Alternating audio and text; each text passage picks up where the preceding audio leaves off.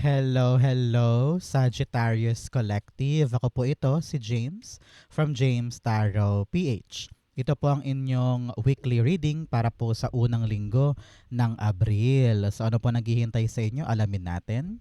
But first, may good news ako, Sagittarius. Nagbabalik po ang ating isang tanong, isang sagot portion. So kung meron kang pangmalakasang isang tanong, pwede mo itanong yan mamaya sa dulo ng ating reading and I will answer that for you. Okay? So stay tuned for that.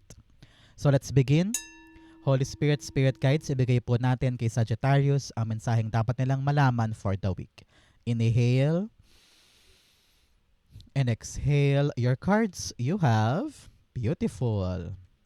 So mga mahal kong Sagittarius, ano po ang siya nga pala, nag-thank you pala ako for you for na sa mga hindi nag-i-skip ng ads, sa lahat po ng mga nagla-like, nagko-comment, and especially rin po sa mga patuloy na sumusuporta sa every time na meron po tayong libreng reading para po sa inyo. So thank you, thank you, thank you. Ba't ba ako nagbabakel? Kanina pa ako nagbabakel eh. So thank you for continued liking, continued commenting, and for not skipping the ads. Thank you, thank you, thank you po. So, in the background of your energy, meron kang the Knight of Wands. Wow! Nakita ko dito yung pagsugod mo sa isang napaka-opportunistic thing sa buhay mo. No? Meron isang magandang pagkakataon, magandang bagay, or magandang balita na hihintayin mo this week. Okay, this week.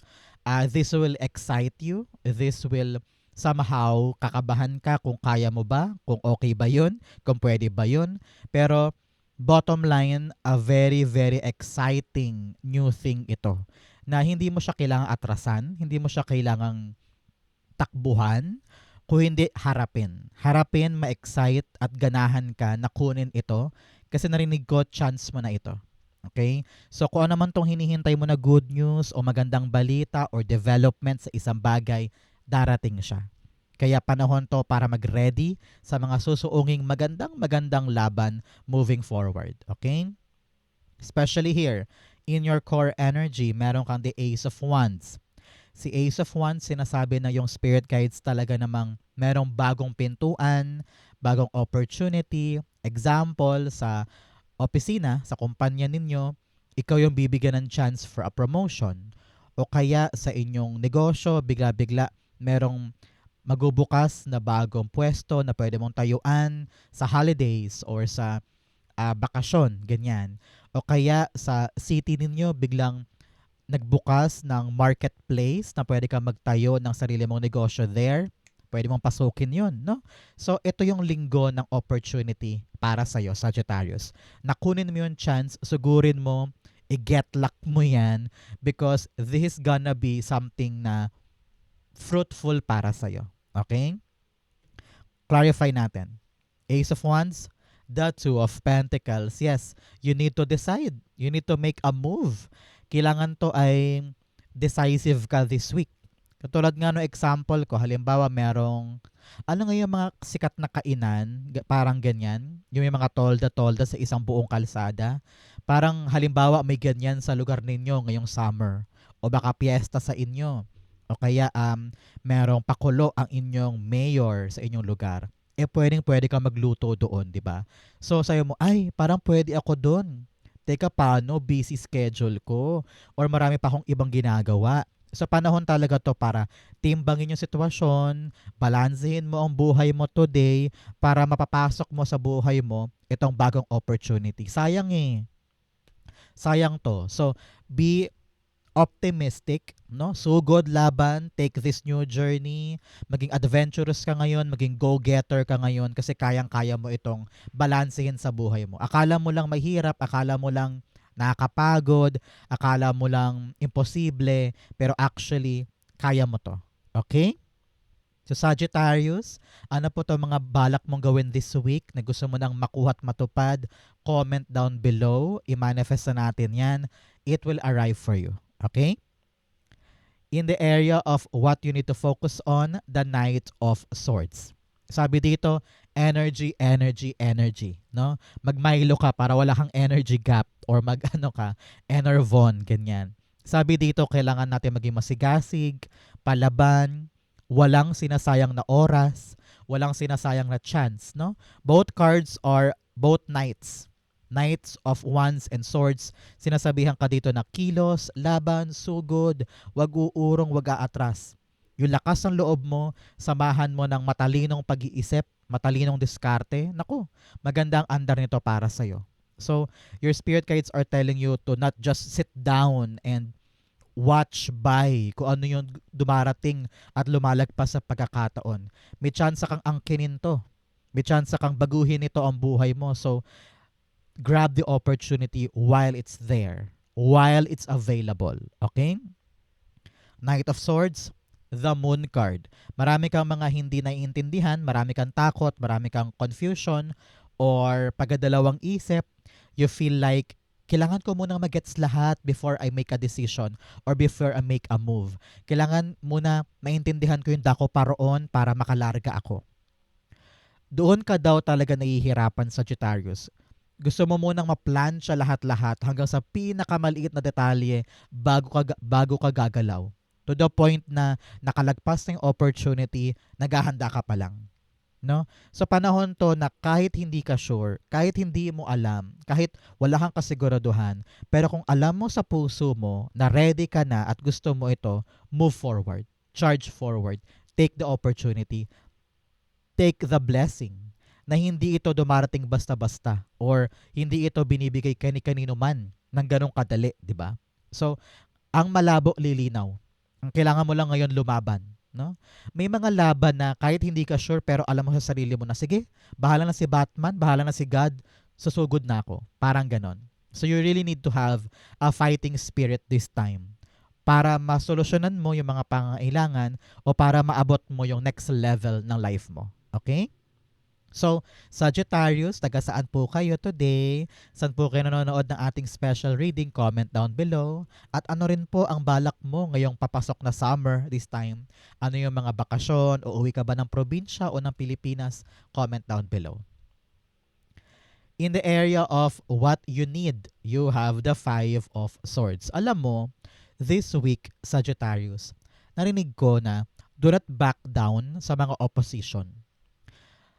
Maraming mga tao sa buhay mo ang maaring kumalaban sa'yo, punahin ka, birahan ka, maliitin ka, apak-apakan ka. Pero dapat daw hindi ka papatalo sa mga yun. You know your goal, you know your vision, you know your milestone. Alam mo kung ano yung finish line na dapat mong abutin. Uy, tumilapon, 2 cards kunin natin. Na-touch ng aking braso pero tumihaya sila. Kunin natin bilang clarification ni Five of Swords. Okay, so sinasabi ko kanina na hindi porket nahihirapan ka sa isang bagay, susuko ka na. Ito yung panahon talaga para lumaban. Makipag-gitgitan ka, makipag-kompetensya ka, kasi meron kang kakayanan para ipanalo ito. So do not back down, do not waste your time in fear. Okay? Clarifying natin si Three of Swords and the Queen of Cups. Yes, use your passion. Pag mahal mo to, ilaban mo to. Pag gusto mo to, ilaban mo to. Dito ka sasaya eh. Ito yung tawag ng damdamin, di ba? So, ilaban mo yan. At huwag kang papadikta sa mga mapapanakit na sinasabi sa'yo or mga toxic trait or toxic experience na naranasan mo sa isang aspeto ng buhay mo. The more na nasasaktan ka, the more na dapat kang lumaban para talagang makuha mo yung heart's desires mo. Okay? Laban lang, huwag mag-give up. Ipakita mo na kaya mo makipag-gitgitan, kaya mo makipaglaban dyan para ipanalo siya. Okay? In the area of what's affecting your current energy, meron kang the Queen of Pentacles. Si Queen of Pentacles, alam ko this time around, nag-iisip ka ng paraan para sa pera. No? Pambayad sa bills, pambayad sa utang, sa upa, sa renta, sa hinuhulugan. Especially now, nako, Sagittarius, napakataas ng gasolina, nagbabakal talaga ako kanina pa, I'm so sorry, okay? Ng gasolina, ng bilihin, ng pagkain, ng pamasahe, lahat tumataas. Pero yung sweldo hindi, di ba? So, alam ko na you are trying to find better solutions or better ways para solusyonan itong kapirahan mo. At nakatutok ka dyan, kung ito man ay negosyo mo, maaaring baka medyo nahihirapan ka with the kita or pagod ka na pero parang hindi naman nagbabago yung numbers, di ba? So, panahon to talaga for you na time na to for you to open yourself for something new. Example, meron kang trabaho sa opisina, no? 9 to 5 ka halimbawa, nagkatrabaho ka. So baka panahon na para magbukas ng bagong pagkakakitaan. Halimbawa, sideline sa bahay, may barbecuehan, fishballan, ganyan. O kaya online selling, no? Yung pandagdag para mapunan yung pangailangan na gusto mong makuha this week. Okay? Queen of Pentacles, the Six of Wands. Yes. So good laban. Nakita ko yung plano mong ito tungkol sa kapirahan mo ay magiging successful. Alam ko na medyo maraming pressure sa paligid, maraming mga bibig ang nagsasalita para punahin ka o diktahan ka, no? Pero alam mo kung ano yung valuable.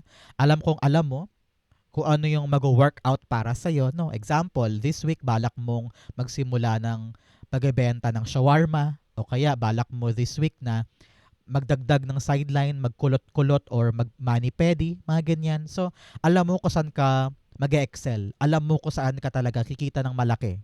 At yun ang kapitan mo. Kasi what you know talaga feeling ko will make you succeed dyan. No?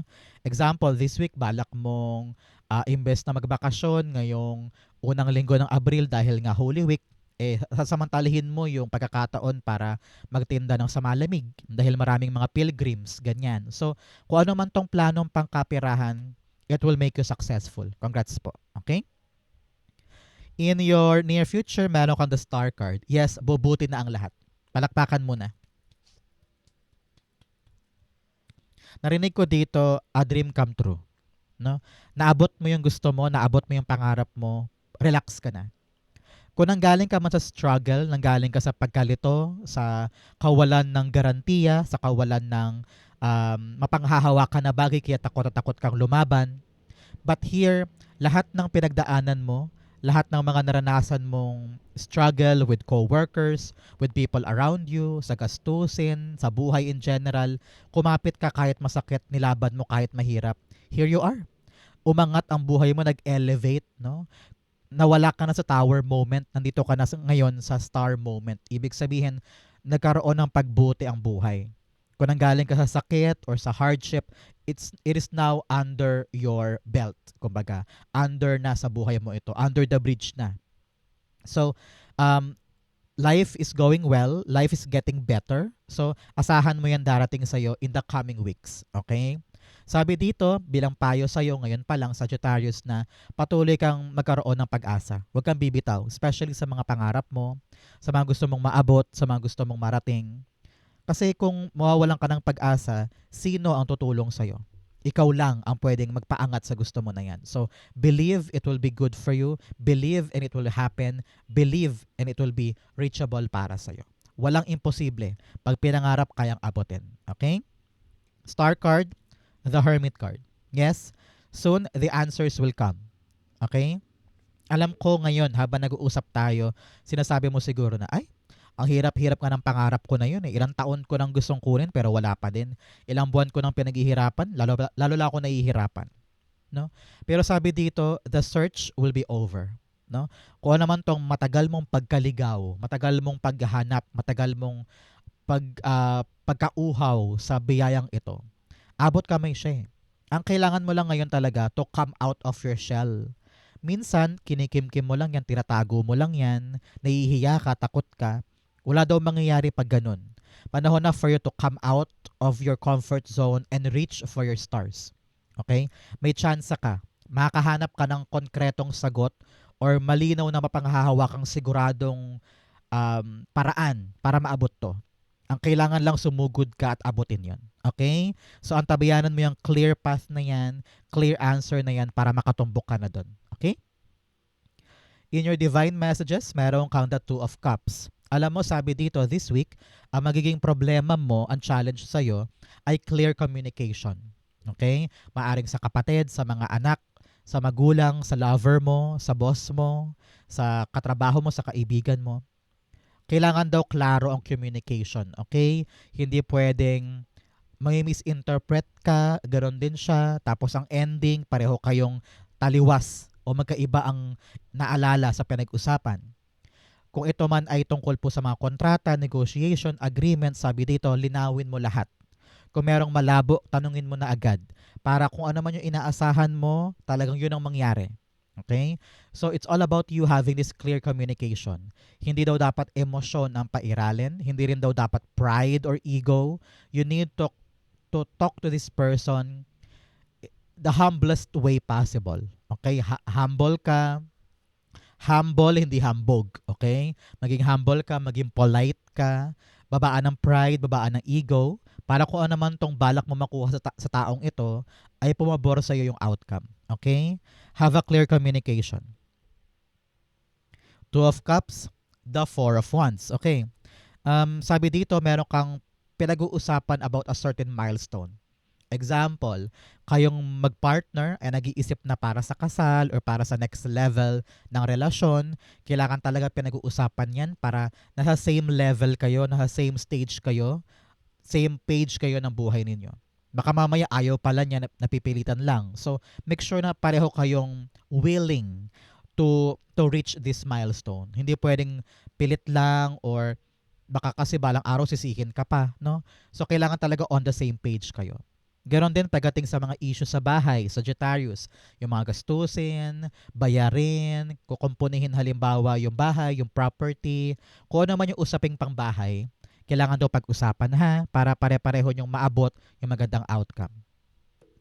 Ang inyong fortune, staying focused, hold the course. Yes, talaga namang manalig ka, focus ka lamang sa usaping pera mo, kayang-kaya mo ipanalo yan, no? Kung ano man yung goal na yan, laban lang, you will reach it. Okay? In your fortune, the Two of Pentacles. Meron ka pala dalawang Two of Pentacles here. Two, it's all about alignment. So, wag kang matakot, wag ka na mag-alala ngayon, naka-align ka naman daw sa higher self mo. Okay? Hindi ka maliligaw, hindi ka malilihis sa landas, ginagabayan ka ng spirit guides and angel guides mo. Okay? So, si Two of Pentacles, sinasabi dito na this week, mababalik na yung balanse ng buhay mo. Itong mga nakaraang linggo, nakaraang buwan, kulang ka sa tulog, kulang ka sa pahinga, sobrang aligaga mo. Pero ngayong linggong ito, kayang-kaya mo nang balansehin ng lahat. May time ka na for work, to recharge, to have a rest, to manage yung mga dating napapabayaan mo na, no? Ngayon may time ka na for more things. Siguro this week marirealize mo parang haba-haba ng araw, parang haba-haba ng araw na ito. Kasi because marami ka ng oras para asikasuhin yung ibang bagay. Hindi ka tulad dati na sobrang busy mo. Ganoon lang kabilis yung araw, gabi na agad, di ba? So now, time for you to relax, have fun, and enjoy naman the sun. Parang ganyan. Two of Pentacles, the Page of Cups. Wow! A very, very enjoyable or fun time ito para sa'yo. Narinig ko na if you work hard, now panahon na to play hard, okay? To bond with family, take a vacation, enjoy your time, especially po ngayong mahal na araw. Panahon to para talagang magkaroon ng happy, memorable time. So enjoy mo po tong linggong ito. You're gonna be very, very happy. Okay? In your divine messages, meron kang work through your fears. Yes. Labanan ng mga takot, labanan ng mga insecurities, mga pagkaligaw, mga hindi siguradong bagay, sumuong ka, sumugod ka. Okay? In your divine messages, the Eight of Swords. Especially here, this is really the great manifestation of your fear. Feeling mo nakatali ka, feeling mo wala ka magagawa, feeling mo dead end na. Pero in actuality, napakalawak ng lugar. Kayang-kaya mong alisin yung mga tali na yan, kayang-kaya mo makita yung solusyon, at hindi ka masusugatan sa mga espada na yan na napakalayo. Okay? So parang ikaw to, lahat ng takot mo nasa isip lamang. Lahat ng mga nega mong iniisip na outcome, hindi naman talaga mangyayari yan. Ino-overthink mo lang, ino-overanalyze mo lang. So anong dapat gawin ni Sagittarius? Kung kaya mong isipin yung nega, kayang-kaya mo ring isipin yung positive. So linisin mo ang isip mo ngayon. Huwag mong i-self-sabotage yung sarili. Huwag mong maliitin ang sarili mo ngayon. Kayang-kaya mong ipanalo yung mga laban na yan. Okay? Eight of Swords, the Two of Cups. Sabi dito, kailangan mong kumausap na isang taong mapagkakatiwalaan mo. Kung ito man ay kaibigan, lover, friend, kapamilya, kamag-anak, at talaga namang magpaparealize sa'yo na, huy, kaya mo yan. Huy, huwag ka matakot. Huy, kayang-kaya mo solusyonan ito. No? Dahil sa kanyang encouraging words, tumapang ka. lumalakas ka. At nare-realize mo na, oo nga no, tama ka friend, tama ka Nay, kayang-kaya ko nga to. So, have this great conversation. Kung nahihirapan ka ngayon, makipag-usap ka sa iba para gumaan yung pakiramdam. Para pag gumaan na yan, papasok na sa'yo yung tamang solusyon. Especially kapag nasa abroad po kayo, solo lang kayo dyan, talaga namang nakaka-isolate yung problema, di ba? Nakakapasan-pasan sa likod, sa dibdib. Kaya importante meron ka laging kausap para doon mo naiihinga yung lahat ng hinanakit or problema mo para mas pumasok sa'yo yung tamang solusyon. Okay? Hindi mo to dapat pasanin mag-isa. Meron kang makakatulong para gumaan yan. Okay? Good for you. Meron naman po sa inyo biglang pumasok. Parang nakakulong ka sa isang relasyon. And kung balak mo pang ituloy yung relasyon na yan, talk to that person para maintindihan niya kung gaano ka nasasakal o kung gaano ka parang tied up sa bagay na yan. So kung balak mo talaga lumaya dito, narinig ko, you need to have a clear communication na enough na gusto ko na lumaya sa gantong paraan, parang ganyan. So, a very specific message yan para sa isang specific Sagittarius dyan. Okay? Ang outcome mo yan, bigyan mo na kita ng fortune cards. You have teardrops, great personal sorrow. Yes, malungkot ka sa mga bagay na iiwanan mo, sa mga bagay na talaga nakapanakit sa'yo. Pero panahon talaga to really find your passion at bigyan mo ng chance na maabot yung mga bagong bagay. Okay? Parte lang talaga to ng buhay para mas tumibay ka, tumapang ka, at mas maging appreciative ka sa mga bagay na meron ka ngayon. Okay? You have skull, hidden secrets can harm you. Sabi dito, ingat-ingat sa mga sekreto, hindi pwedeng sinasabi yan kung kani-kanino, okay? Make sure na tinatago mo ang mga katago-tago, okay? You have broken bridge, unsuccessful outcome to a problem. Dahil nga marami ka pang issue na dapat solusyonan. So magbabago to kapag talagang na-plancha mo na yung mga dapat planchahin. Okay? You also have flute, disappointment in a friend or a lover. Yes, sabi ko nga, parang meron kang disappointment sa isang kaibigan, lover, o relasyon ito na parang feeling mo na tie down ka or napabayaan ka or na-abandon ka. Pag-usapan kung kaya pang gamutin sa usap. Pero nakita ko dito, kailangan mo lumaya sa isang bagay na nagpapasiil sa'yo. Okay? Ang outcome ni Sagittarius for the first week of April, you have the Chariot card. Abante, abante, abante. This new opportunity na maaring sumagot sa iyong kaching-kaching at magpapanalo sa'yo, nako, dire-diretso daw ang tagumpay dito. Parehong cards, Knight of Wands and the Chariot card are talking about charging forward with bravery, sigasig, gilas, ganadong-ganado ka na ilaban itong bagong bagay na to. Sabi na yung spirit guides, ready ka na daw. So ano pa bang hinihintay ni Sagittarius ngayon? Laban, sugod. Nasa kamay mo ang manibela, huwag kang uurong, huwag kang aatras, ilaban mo yan. Chariot card, Seven of Pentacles. Wow. Meron ka daw hinihintay na bagong bagay na parang tawag ba to, text, email o kumpirmasyon o resulta, no? Darating na daw po yung hinihintay na yan na magpapaabante sa'yo. Narinig ko go signal talaga to, no? Example, you've been waiting for that job sa Manila. Asahan mo this week, tatawagan ka na parang, uy, Sagittarius, okay ka ba? After Holy Week, pasok ka na sa amin. So, lalarga ka na, parang ganon. O kaya, you've been waiting for the document para makalarga ka na. You've been waiting for the visa, nandyan na. So, kung ano man tong matagal mong hinintay, makakaasa ka darating na ito at makakasulong ka na sa laban mo na yan. Okay? So Sagittarius, diretso na tayo. Sa iyong isang tanong, isang sagot, close your eyes. And think of that one question. One question lang. Isipin mo mabuti para makuha yung frequency mo dito. You have the Five of Wands, the Queen of Wands, and then the Devil card. Okay. At the bottom of your deck, meron po kayong the Ten of Pentacles. Your question is about something na long-term ang epekto, no? Something that is permanent, long-lasting, secured, and talaga namang long-lasting yung mangyayari. Here, in your cards this time, your spirit guides are telling you na kailangan mo munang linisin yung mga humaharang sa'yo, no? Halimbawa, habits mo yan, or maling paniniwala, maling mga taong pinapakinggan. Narinig ko dito na kailangan mong kumawala sa kadena ng mga negative na yan, negative people, negative traits, or negative mindset, no? Kasi yan ang humaharang sa'yo para ma-enjoy mo yung gusto mong kunin ngayon. Narinig ko kulang ka sa kumpiyansa sa iyong sarili. Kulang ka sa tiwala, kulang ka sa confidence. Kapag merong bagong dumarating, kine-question mo agad-agad kung kaya ko ba, kung deserve ko ba yan, kung akin ba yan. Laging may ganun eh. Kaya kung ano man tong long-lasting na gusto mong makuha, gusto mong maabot, lalo ka nahihirapan, marami kang iniisip na kalaban ko yun, kakompetensya ko yun, mas magaling sila. Mahilig ka mag-compare with other people. Kaya lalo kang nabubugnot, lalo kang nahihirapan.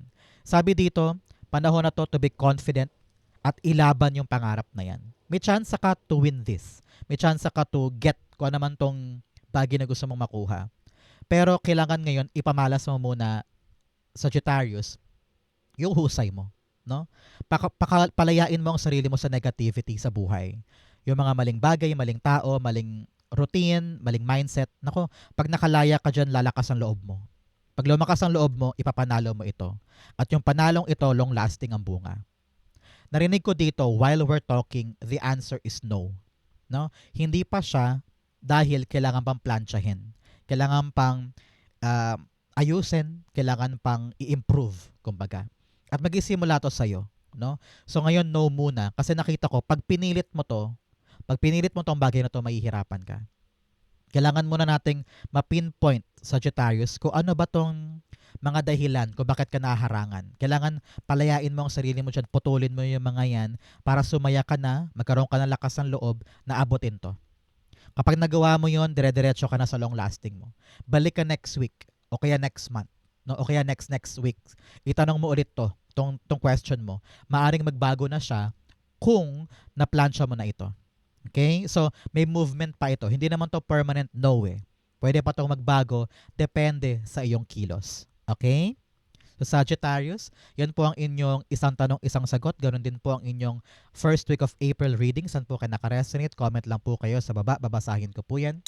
Thank you, Holy Spirit, Spirit Guides, for the clarity and messages na dapat malaman ng mga Sagittarius today. Thank you po for watching hanggang dulo. I love you. This has been James for James Tarot PH. God bless everybody.